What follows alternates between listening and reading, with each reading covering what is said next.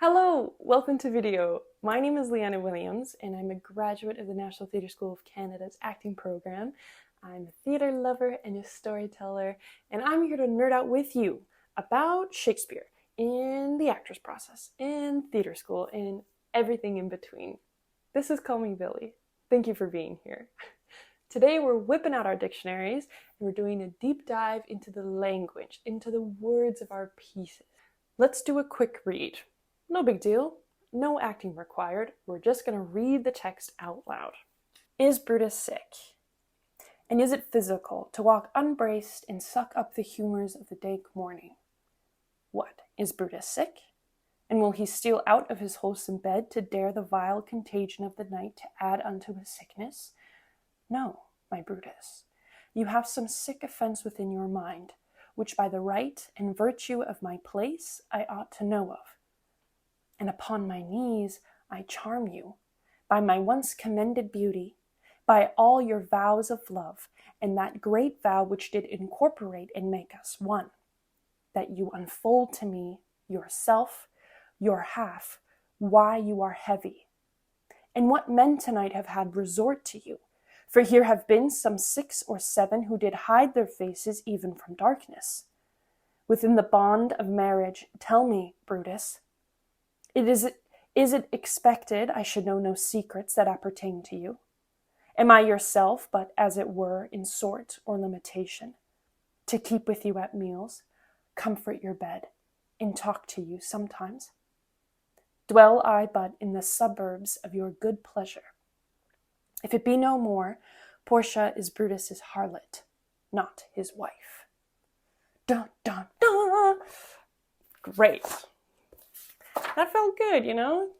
Just clear the air, break down those barriers, break the ice. So next, a go-to for me, especially with classical text, is to find a modern translation. Reading classical text for the first time can feel like reading a different language. And having a modern translation, which helps you understand the general gist of what's going on, can help the words start to make sense. So find one on the internet. There's going to be several. Look at a few of them, really.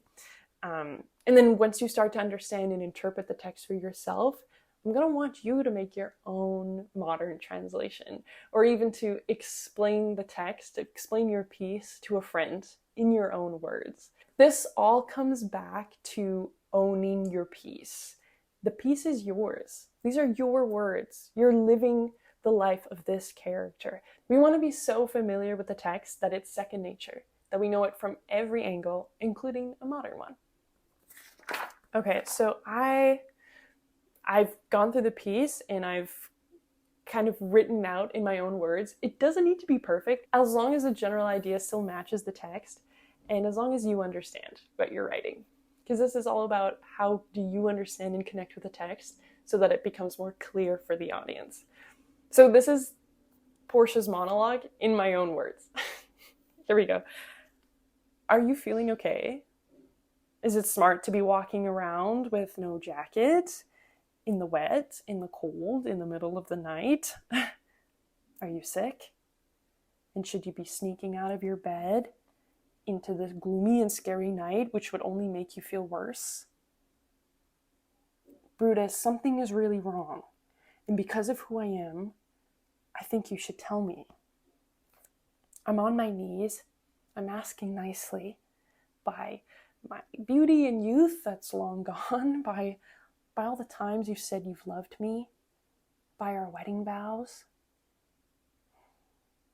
that made us one, I ask you to confide in me what's weighing on you. And what strange men have you been sneaking around with at night? Because there was at least 6 of them. I'm your wife. Tell me, Brutus. Am I supposed to know nothing about you? I'm not supposed to know any of your secrets? Do you not trust me? Are we in this together, or am I just meant to eat with you and sleep with you and chat with you when you feel like it? Do you just use me and then shut me out? Because if that's the case, I'm your whore, not your wife. So, okay, that little modern twist really, because I understand better, I can understand what emotional journey Portia might be going through. The next step for me, especially because I usually feel overwhelmed at the thought of memorizing a brand new piece, is to write it all out by hand on a fresh piece of paper. This is my way of getting acquainted with the words. I like to think of it as you're introducing yourself, you're shaking each of their little hands, you're getting a feel for what they feel like on the page, you're giving them each the attention that they deserve. These are your scene partners. This is what's helping you communicate your message to the audience. So you really want to take your time. I also feel like this personalizes the text for me. I can almost trick myself into believing that I woke up as Portia and journaled out my thoughts and wrote this myself. Once you have it all written out, I'd like you to circle words that stand out to you. Maybe you don't know what they mean. Maybe they're repeated several times in the text. Maybe you have a feeling they're important to the character. Maybe they just feel nice in your mouth or they sound kind of funny. I want you to circle all these words and find their definition and their etymology. Etymology is the history of the word, and that can give you some really fun insights of how the word may have changed or if it had different meanings in the past. I then want you to write them out and jot down anything of interest. So maybe it evokes one of your five senses, maybe one of the images are really cool and like very evocative or vivid. Then you can reflect on how knowing more about this word may change how you understand the story or the character. So these are some of the words that I circled. I circled unbraced, suck, dank, wholesome, contagion, roomy, purged, vows, incorporate, resort, bonds, insort, harlot, suburbs. So those are some of the words that I circled. And let me show you what I mean by a little deep dive. Some words that I was really curious about was suburbs, incorporate, and contagion. So let's start off with contagion.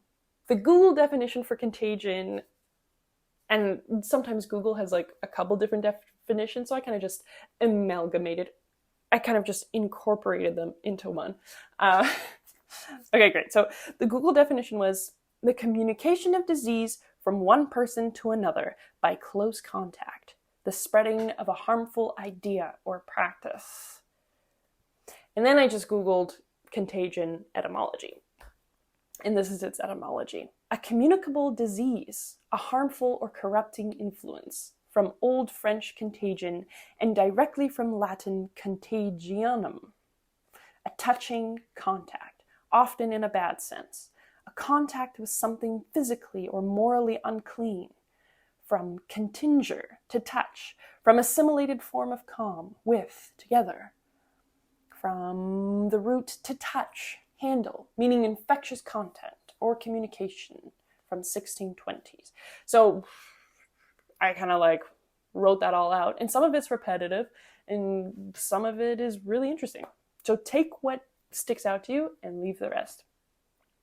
Now, how might knowing the definition and the etymology for this word help me understand Portia better? The idea of sickness or infection is actually present multiple times in this piece. She asks him if he's sick, the contagion of the night, are you feeling well, dank and roomy. The imagery of sickness is very present, and it also, the sickness of morality, like, is he making the right decisions? And like, is he being corrupted? Like, negative influences from the conspirators. And this also maybe foreshadows the sicknesses of mind and the self-harm that comes later on, and eventually how both of these characters end. The next example I wanted to use is incorporate. Yeah, this one stood out to me because I'd never heard it in this context before. So yeah, she uses it in the line, by that great vow which did incorporate and make us one. So she's talking about her wedding vow. She's talking about their marriage. So the Google definition of incorporate is take in or contain as part of a whole, include, combine into one substance, constitute as a legal corporation, having a bodily form embodied. And its etymology said, late 14th century, to put something into the body or substance of, blend, absorb, eat, also solidify, harden, often in medical writing, from late Latin incorporatus, past participle of incorporare, unite into one body, embody, include, into, in, on, upon, to legally form a body politic with perpetual succession and power, to act as one person, establish as a legal corporation, unite with another body so as to become part of it. Great. I also find like the repetition also helps because it like really hammers home what's important. So it's like the uniting something, absorbing, blending, eating, solidify, harden. These are all really evocative words. So what does this extra knowledge tell us about Portia? Understanding this word a little better, I'm seeing two sides of a word. I'm seeing the almost primal and visceral aspect of like absorbing, blending, eating, becoming one, and also the more like political or corporate aspect of like becoming a company, legal binding. And this also makes me think of marriage in general, because it is a legal contract, and there is paperwork involved, and it can be transactional, and they're like financial, and especially in these times when women didn't really have much rights and they became the property of their husbands when they married, versus the more carnal, primal, instinctual aspects of love and soulmates and being each other's other half, and that aspect. So it also shows the strategy that Portia is using, because she uses both the logical strategy and she also pulls on his heartstrings. It also hammered home how serious a marriage contract is, especially in this time, and how seriously Portia takes it. And I think it's also a testament to how healthy the marriage has been up until this point, and why she is so distressed and shocked by how Brutus is treating her now, because it isn't what she's used to. She's used to a partnership, and she's used to being one and of one mind and making decisions together.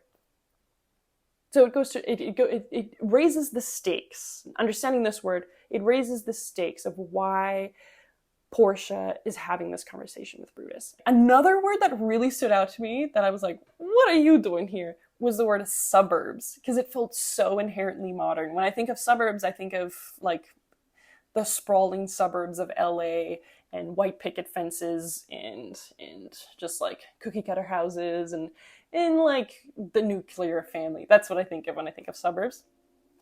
So seeing Shakespeare use this word, I immediately was curious about it. So here we go. The Google definition of suburbs: an outlying district of a city, especially a residential one. And its etymology is early 14th century, area outside a town or city, whether agricultural or residential. From Old French suburb, suburb of a town, an outlying part of a city, especially Rome. From sub, below, near, and urbs, which is city. Glossed in Old English as Underberg. Just beyond the reach of municipal jurisdiction, suburbs had a bad reputation in 17th century England, especially those of London. That's where our writer's from. And suburban had a sense of inferior, debased licentiousness, as in suburban sinner, slang for loose women prostitute. By 1817, the tinge had shifted to of inferior manners and narrow views. Okay, so this is really important. Now we understand the insult of this word. Because Portia asks, dwell I but in the suburbs of your good pleasure. So she's bringing in her honor. She's laying her honor on the table, and she's asking, do you just use me for my body? Like, are we not even a partnership anymore? Am I not, you don't want me to be involved in decisions, you just use me and then shut me out, throw me away? Like, am I just here am I just here to be in your bed? Is that what this is to you? Dwell I but in the suburbs of your good pleasure? Suburbs now has a negative connotation, like a dirty connotation. And she's asking, am I just your prostitute? Because that's what it feels like. You treat me this way, that's what it feels like. And what an insult, especially for Portia, who has such high status, who is so intelligent, who's been accustomed to a very, very wealthy way of living, to go to her husband and be like, this is how you're treating me. It's a pretty big deal. And we see why this is so important. Oh yeah. And we also see like the extreme way that Portia thinks, and that also maybe foreshadows why she ends up taking her own life at the end. She thinks in extremes. That's pretty extreme. Okay, so those were 3 fun examples of words that really stood out to me and that I wanted to learn more about. It gave me some extra insight into Portia and into this monologue in particular. So I'd like you to take your own piece, circle those words, find those definitions, find the etymology, and mine it for interesting things, for things that stand out to you, things that make you feel curious and that add to your understanding of the character and the story. Yay! Great job, everybody! Finding and understanding the language in a classical piece of text like Shakespeare is usually the hardest part, and it can take the longest to really incorporate. So proud of you, proud of me. We're doing great. Next episode, we're going to be building on what we've done so far, and we're going to be folding the rhythm and poetry back into our pieces. We're going to be taking a look at the punctuation and the syllables and the sentence structure and all that jazz. And we're even going to be getting up on our feet and maybe doing a little dance. Who knows? You'll just have to come by and see. Thank you so much for being here, and I'll see you so soon.